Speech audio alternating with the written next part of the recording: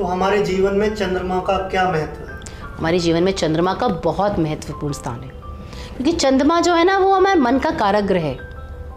जी। कहते हैं अगर हमारा मन प्रसन्न है तो हमारा तन निरोगी है, और अगर हमारा तन निरोगी है तो हमें सफलता तो ज़रूर प्राप्त होगी। हमने ये सुना भी है, पहला सुख है काया, उसके बाद है माया।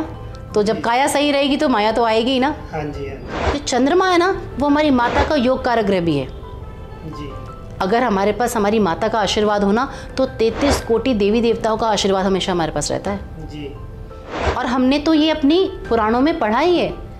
महाभारत में 5 पांडव अपनी माता के आशीर्वाद से ही तो विजय प्राप्त की थी उन्होंने। हनुमान जी ने अपनी धर्म माता सीता के ही आशीर्वाद से वज्र का शरीर हो गया था उनका। हाँ जी। और दुर्योधन ने अपनी माता के ही आशीर्वाद से उनका शरीर जो था वो पत्थर का भी हो गया था। जी। तो माता का आशीर्वाद हमारे लिए बहुत ही कहते हैं ना इम्पोर्टेंट है।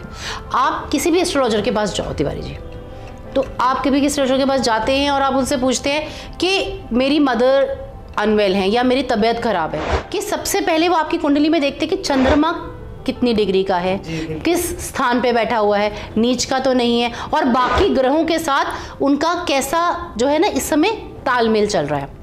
क्योंकि किस स्थान पे बैठा है सिर्फ वही इंपॉर्टेंट नहीं है, कितनी डिग्री का है सिर्फ वही इंपॉर्टेंट नहीं है, लेकिन बाकी ग्रहों के साथ वो किस तरीके की स्थिति बना रहा है ना वो भी बहुत इंपॉर्टेंट है। जी जी।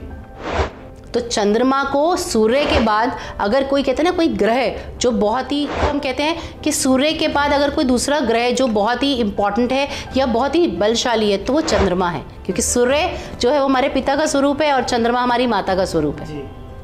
तो हमेशा ये कहा, जिसका भी चंद्रमा वीक होता है ना तो आपने देखा ही है, हमेशा कहा जाता है तुम्हारा चंद्रमा नीच का है, अपनी माता की सेवा करो, क्योंकि माता का भी दिल कहते हैं ना मोम जैसा होता है, और वैसे ही चंद्रमा है, मन जो है उसका मोम जैसा है। हमें अपनी कुंडली में ना चंद्रमा की स्थिति को जानना बहुत ज़रूरी है, और साथ ही साथ सिर्फ उसकी स्थिति नहीं, उसका बाकी ग्रहों के साथ कैसा इस समय तालमेल चल रहा है वो भी जानना बहुत ज़रूरी है।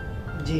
क्योंकि उसी से हमारी हेल्थ का, हमारी माता से हमारे रिश्तों का, हमारी माता की हेल्थ का, इन सब का कहते हैं ना हम जोड़ निकाल सकते हैं। और क्योंकि मन का कारक तो है ही ना, मन अच्छा है तो सब कुछ अच्छा है, मन अच्छा रहेगा तो हमारी काया भी अच्छी रहेगी, हमारी काया भी अच्छी रहेगी तो हमारे पास पैसा भी खूब आएगा। तो सिर्फ आप ये मत सोचिएगा तिवारी जी, जैसे लोग सब कहते हैं ना सिर्फ शुक्र में पैसा प्रदान करता है, ऐसा नहीं है। हमें चंद्रमा से भी हमें पैसे की प्राप्ति होती है, क्योंकि मैंने आपको पहले बताया ना कि आपका मन प्रसन्न है तो तन बढ़िया है, और अगर आपका तन अच्छा है तो आपको माया तो आएगी आएगी, सफलता भी प्राप्त होगी। मेहनत भी तो अभी करोगे ना जब आपकी काया निरोगी रहेगी।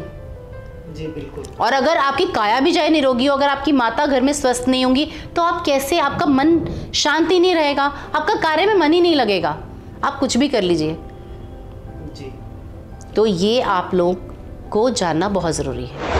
और अब इसमें बहुत, और ऐसा नहीं है, ये तो ऐसे ऐसे उपाय हैं जो हम घर में खुद भी कर सकते हैं, लेकिन हमें किस समय पे कैसा उपाय करना है, कब उपाय करना है और कौन सा उपाय करना है, क्योंकि चंद्रमा के उपाय तो बहुत हैं, लेकिन हमें किस उपाय से, हमारे ग्रहों की किस समय से स्थिति इस समय किस प्रकार से है, और इस समय हमें चंद्रमा के कौन से उपाय से फ़र्क पड़ने वाला है ना वो इम्पॉर्टेंट है, किससे हमारे को सुख की प्राप्ति होने वाली है वो इम्पॉर्टेंट है। नमस्कार, हर हर महादेव।